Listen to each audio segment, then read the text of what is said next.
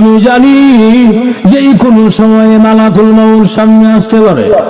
এই জন্য আমি যখন ঘর থেকে বের হই, ওযু করে ঘর থেকে বের হই। এখন আমার গায়ে ওযু আছে। আজরাইল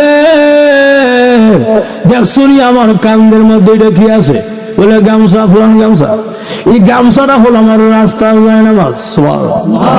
যখন নাকি নামাজের সময় হয়ে যায়, আমি গামছাটা যায় নামাজ বানায়া দিয়া জমিনে মহান আল্লাহর কুদরতি কদমে সাজদায় পড়ে যাই।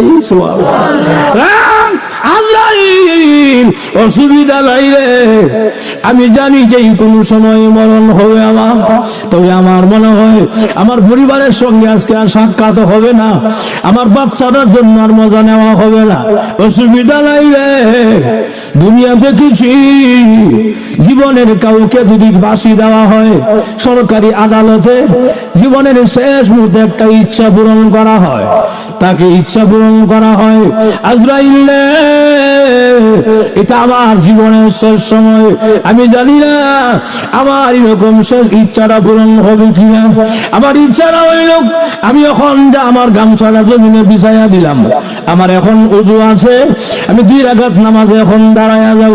তবে আমার ইচ্ছা হইল প্রথম রাকাতে আমার গায়ে তুমি হাত দিও না, দ্বিতীয় রাকাতের প্রথম সেজদা আমার গায়ে তুমি হাত দিও না। আজরাইল দ্বিতীয় রাকাতের দ্বিতীয় সেজদা যখন যাব, মেহেরবানি করে তুমি আমাকে মহান আল্লাহর কাছে পৌঁছায়া দিও।